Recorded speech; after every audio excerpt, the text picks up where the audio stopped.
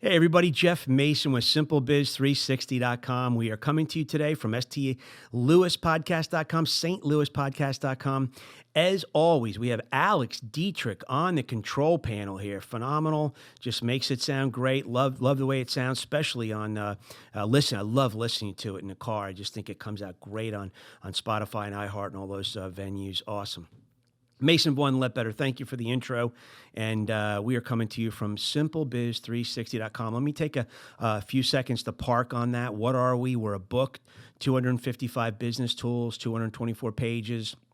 It is a 30-year project of mine looking at business situations, learning from business situations, learning from third-party influencers, paying that forward, bottling it up in a way that you could grab something for $18.95 that was brief and reliable, impactful, and you could just take some of these tools and plug and play them. They're designed for 1% increment improvements. That's really what they are. It's all about customer-pleasing behavior, and the improvements are so small that you can just, they're bite-sized. They fit today's lifestyle. We're moving so fast. We got so many things streaming at us. There's competition for our attention in so many different ways. I don't want this to be some, laborious book. I want it to be something fun to read, something that had merit, something that had usefulness, and something that was timeless, something you could put on a shelf, pull it off, and use it decade after decade after decade. I tried my best to tailor it and weave all that together in these pages. And that's what we're all about customer-pleasing business conduct that helps you, a realist. I'm not a millionaire. Tons of you out there aren't millionaires. We're not going to get rich with this book. That's not what it's about. It's not about sales. It's not about motivation. It's about what do you do in the brackets, in between the brackets of the transaction. How are you doing business? And we presented a challenge on January 1st. It's called the 3Y Challenge, right? Respond to 100% of inquiries. Right? Then the next step is follow up. But we learned on the January 9th episode, right, that follow through. Remember those 1,800 silent business killing strikes that were the result of a company not following through on what their employees responded to and followed up with. So there's a big disconnect with follow through. And if I had to put a finger on something today and tell you that what is really missing in this business world today, it's people following through. I'm telling you, it's huge. So what are we talking about today? We're talking about marrying the content of the material in the chapter called Expectations, which is a chapter in of itself. It's the first tool drawer in our tool chest of 8 tool drawers. Expectations. You don't hear a lot of people talking about it out there. Don't hear a lot of people focusing on it as the number one thing they're going to talk about for sure, or make a chapter out of it. They touch on it. Hey, expectations, boy, meet them, but if you can exceed them, boy, you're doing great. And that's about all we read. But I really looked at all the problems I see in business, and I could trace them back to either poorly established expectations or non-existent establishment of expectations. So I devoted a whole chapter to it because I thought it was that important. So in tool number 115, I'm suggesting that you marry, right? Bring it together like Mr. and Mrs. Wonderful. Remember them? Bring it together so that your expectations marry with your procedures.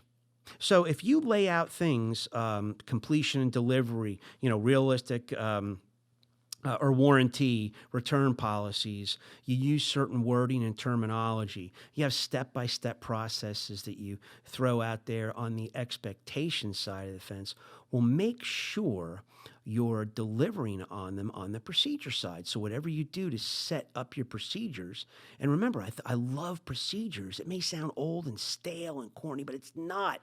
The more you can put procedures in place to guide what you're doing, then you're taking you're eliminating the possibility for error or tragedy because you're installing the rules by which you do things by and how you do things. And if God forbid you're sick, or you sell or you grow and you have other people coming in to your company, you can just tell them, here are how we take an order. Here's the order implementation process, step by step. And whether it's Sally, Jim, Bob, or Betty, this is how you do it. So there's a lot of merit to it. So here is where we marry the two. And I'm just suggesting to you that make sure you marry what you're saying in the expectations up with what you're doing in the procedure chapter, because otherwise, things won't meet, that they'll meet, off kilter, and they won't, they just won't meet head on and sync together like a hand in a glove. So just think about that. When you look at the book and you think about the things that are in here, this is a great example. It's not rocket science. It's simple stuff. We're just making sure you double check yourself, make sure that you're not setting a customer up for a bad experience or setting yourself up for a silent business killer strike because you told the customer you're going to do something you didn't. Now, remember, I don't know, for those of you who read the book, there's an example in here of expectation tools set up by a deck builder. If you were a deck builder, what would you do to set up the expectation tools? Well, there's a perfect example in those pages in this book. It's a 2-page section on, take a look at that and then just think as you're in that quiet spot where you reflect and you contemplate and you just put your nuts and bolts of your company together in your head before you put it on paper. Think about it and think about how you would put procedures in place that ensure you're delivering, because you got to deliver on what you're saying in that expectation on the front side.